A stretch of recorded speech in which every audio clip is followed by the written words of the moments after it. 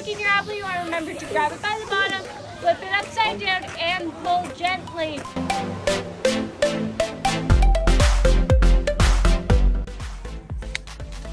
Matamis nga. Lasang apple. Matamis nga. Matamis?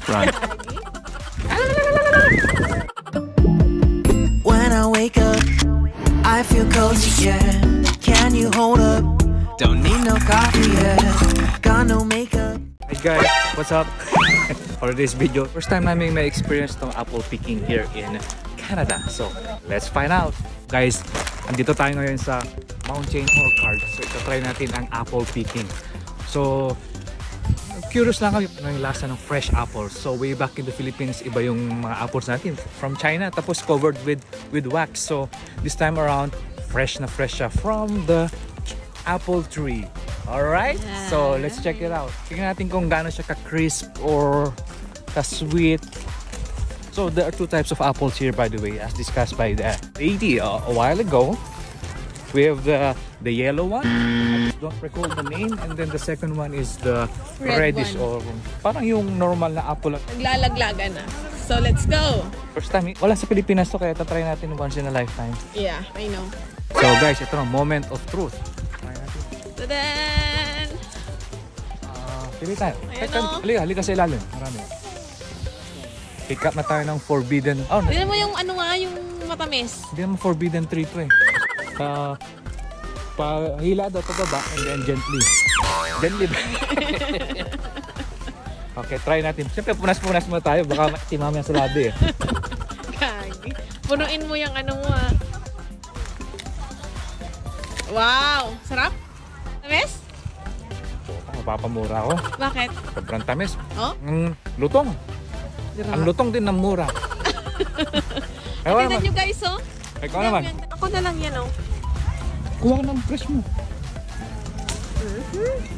Punas mo na, punas. Wala siya? It's fresh! Lutong ba? Ang sarap, ang lutong. Maganda no? Matamis yung red na red be?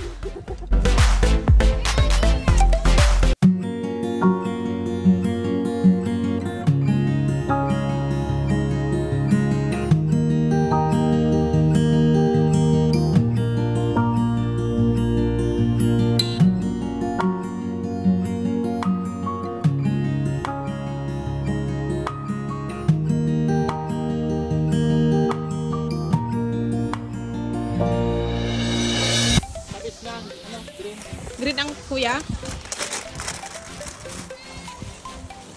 Half green, half red.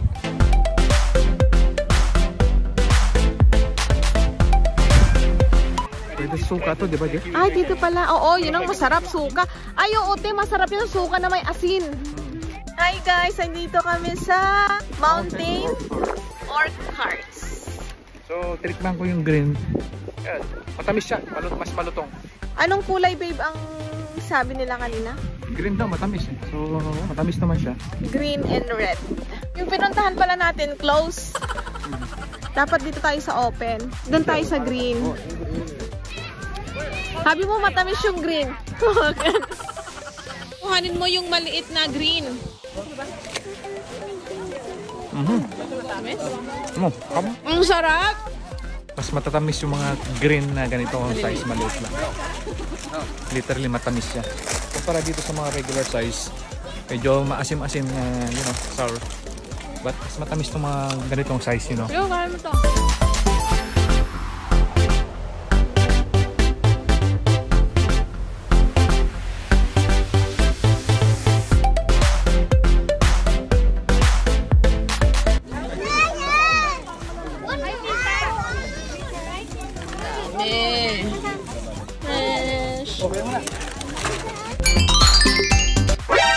Ayun na guys, tapos na ang ating apple picking session.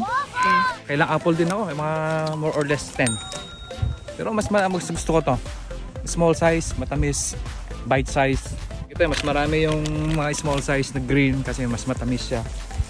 And we have some, may mga red naman tayo kasi gagawin natin dito is i-slice natin, lagay natin sa garapon na may suka at asin. Oh, yeah. Yeah, Yung boy. appetizer. So, yeah, good. Maganda rin to sa detoxing, right? Yeah, I know. Detoxifying and natural caffeine, of course. How about you? Masabi mo? Wala, nag-enjoy lang ako. Anong ginagawa mo? Bigat na eh. Bigat na? Tama lang Ipakita mo, pala ipakita mo. Kasi pag malaki masyadong mabigat.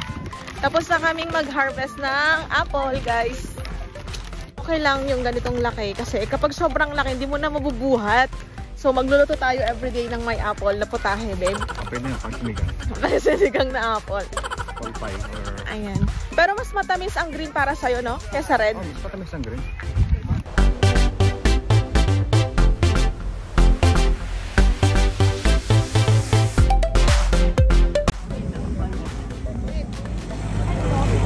Yan na yung helicopter. Yan na yung helicopter. Ay, tapos na kami mag-apple picking. Ayan. Sasakay na ulit kami dyan. Bakchi. Barracks. Maaraw pero malamig, guys. Kasi fall na dito sa Canada.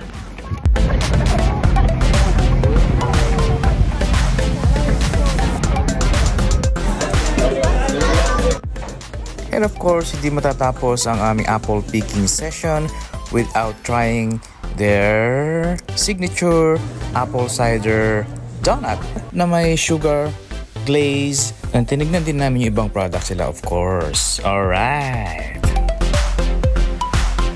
Ayan na nga at tumikim na si Mrs. Yum, yum, yum, yum! At meron din pala silang cornfield dito na may maize sa gitna. So, enjoy! Mga tayo spider. Pasok ka?